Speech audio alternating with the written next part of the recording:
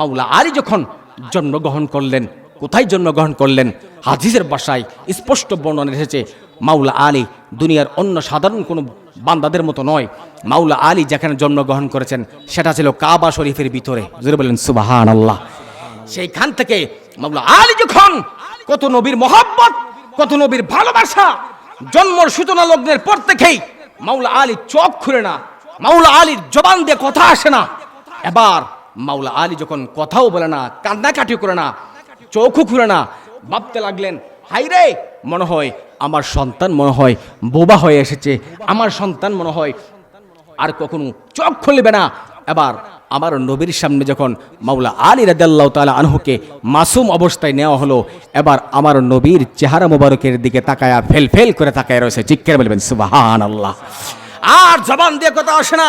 এবার আমার নবী রহমতুল্লাহ আলামিন, তিনার রহমতের লালা মুবারক, রহমতের লালা মুবারক মাওলা আলীর জবানের ভিতরে যেমন করে শাহাদাত আঙ্গুল দ্বারা দিয়ে দিলেন, সঙ্গে সঙ্গে মাওলা আলীর জবানটা খুলে গেল। চিৎকার করে বলেন সুবহানাল্লাহ।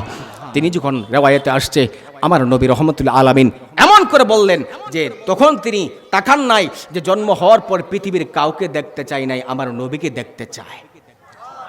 একটু বড় করে বলেন না সুবহানাল্লাহ। জন্মের পরে কারোর সাথে কথা বলতে চাই নাই, না বাবা, না মা, না হালেদ, কোনো কারোর সাথে কথা বলতে চাই না। মাওলা আলী তিনি ইচ্ছা পোষণ করেছেন মাসুম অবস্থায় থাকতেই আমার নবীর সাথে কথা বলার জন্য। এই জন্য সর্বপ্রথম তিনি জবানটা খুলে আমার নবীর সাথে কান্নাকাটি করে কথা বলেছেন। চিৎকার করে বলেন সুবহানাল্লাহ। আমার বাবাজিরা, বন্ধুরা আমার, নবীর প্রেম অন্তরে থাকতে হবে।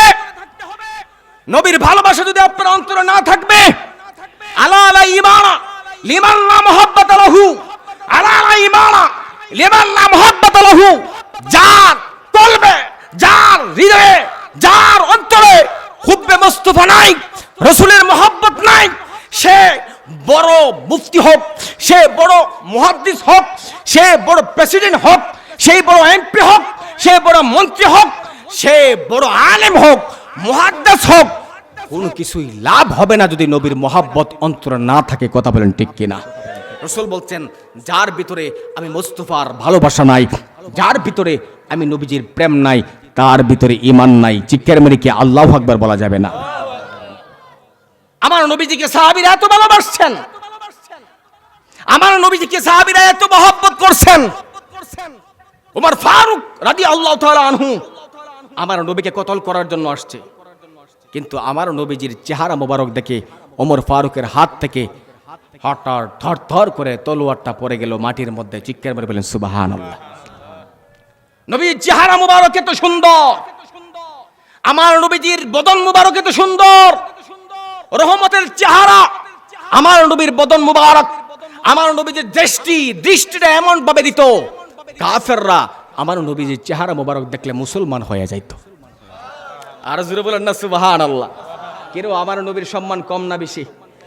আওয়াজ করে বলেন, কম না বেশি?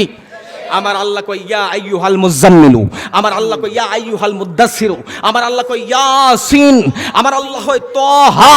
আমার আল্লাহ রাব্বুল আলামিন পবিত্র কোরআনের মধ্যে বলতে লাগলেন, ওয়া মা আরসালনাকা